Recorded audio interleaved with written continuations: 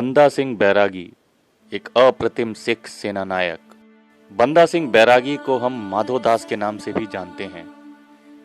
आपने ही इस देश की मुगल सत्ता के अजेय होने का भ्रम को तोड़ा था। आपने ही मुगलों से गुरु गोविंद सिंह के बच्चों की शहादत का बदला भी लिया। राजधानी लोहगढ़ की नींव रख आपने ही गुरु गोविंद सिंह की सोच को सबके सामने लाने वाली सत्ता की शुरुआत की। इस सत्ता में वर्ग भेद को दूर कर सभी को उनकी उपयोगिता और गुणों के आधार पर जिम्मेदारी देने का चलन भी आपने ही शुरू किया।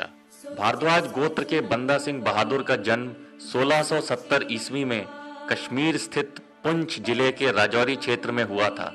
इनका वास्तविक नाम लक्ष्मण दास था। 15 वर्ष की उम्र में जानकी प्रसाद नाम के एक बैरागी के शिष्य हो गए थे और इससे आपका नाम माधोदास भी पड़ा।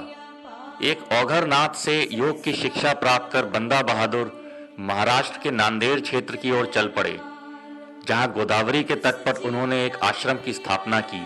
3 दिसंबर 1708 ईस्वी को नांदेड़ में ही सिखों के 10वें गुरु श्री गुरु गोविंद सिंह जी ने माधोदास को सिख बनाकर आपका नाम बंदा सिंह रख दिया।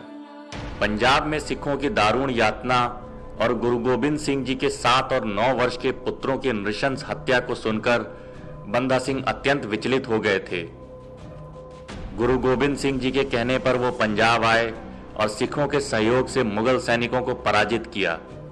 मई 1710 में उन्होंने सरहिंद को जीत लिया और सतलज नदी के दक्षिण में सिख राज्य की स्थापना की। उन्होंने खालसा के नाम से शासन किया और गुरुओं के नाम के सिक्के चलवाए।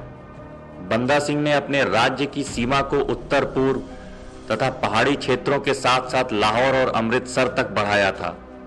1715 ईस्वी इस वर्ष अब्दुल समद खां की अगुवाई में बादशाह फारूक सियार की शाही फौज ने बंदा सिंह को गुरदासपुर के निकट गुरदास नांगल गांव में कई महीनों तक घेरे रखा। इस कारण से गांव में खाद्य सामग्री का अभाव हो गया। गांव वालों को और अधिक कष्ट ना हो, इसलिए दिसंबर 1715 में बंदा सिंह को आत्मसमर्पण करना पड़ा। 794 सिख सैनिकों के साथ फरवरी 1716 को उन्हें दिल्ली लाया गया। 5 मार्च से 13 मार्च तक प्रतिदिन 100 सिखों को फांसी दी जाती थी। 16 जून को बादशाह फारूक सियार के आदेश पर बंदा सिंह और उनके साथी सैन्य अधिकारियों के शरीर काटकर टुकड़े टुकड़े कर दिए गए। बंदा बहादुर की वीरता और उनकी मातृभूमि की रक्षा के लिए सर्वस्व लुटाने की इच्छा शक्ति ही थी कि वो बिना संकोच मुगलों से लड़े और मुगलों की बड़ी सेना को देखकर डरे नहीं। बंदा सिंह बैरागी ने अपनी शक्ति का प्रयोग सदा प्रजा की भलाई के लिए किया। उनकी तलवार उठी तो शत्रुओं का विनाश करने के लिए और गरीब और मजलूमों की रक्षा के लिए। ऐसे वीर को शत शत नमन।